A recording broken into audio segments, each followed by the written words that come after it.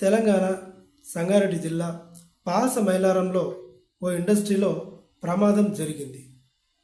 ఓ reactor ప్రమాదవశాత్తు పేలింది.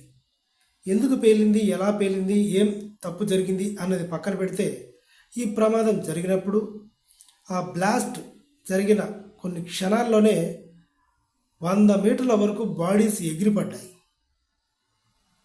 ఇది జరిగిన తర్వాత ఫైర్ డిపార్ట్మెంట్ వాళ్ళు, సేఫ్టీ డిపార్ట్మెంట్ వాళ్ళు, అంబులెన్సు, పోలీస్ డిపార్ట్మెంట్ వాళ్ళు అందరూ అక్కడికి వచ్చారు.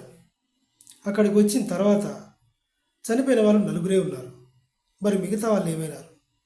వాళ్ళ కోసం వెతుకుతుంటే మరో 3 దొరికారు. అంటే 4 + 3 7 7 చనిపోయారు. ఇలా మృత్యువుల సంఖ్య పెరుగుతూ ఇలా శవాలను బయటికి తీస్తూ ఉండగా ఆ సంఖ్య 36కు చేరింది ఈ రోజు వరకు. అటెండెన్స్లో ఉన్న నంబర్ ప్రకారం ఆ రోజు డ్యూటీలో ఉన్న వాళ్ళ సంఖ్య 146 మంది. ఈ 146 మందిలో 36 మంది చనిపోయారు. ఇంకో 11 మంది హాస్పిటల్లో అడ్మిట్ చేశారు. వాళ్ళ పరిస్థితి చాలా సీరియస్గా ఉంది.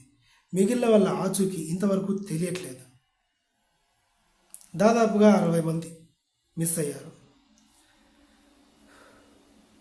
ఇది సంగతి ఈరోజు వరకు. నిజానికి ఈ ఇయర్ మొత్తం దరిద్రంతోనే ఉంది. ఎయిర్ ఇండియా ఫ్లైట్స్ ప్రమాదం, ఆల్మోస్ట్ ఒక్కరు తప్ప అందరూ పోయారు. Train accidents. Stay tune.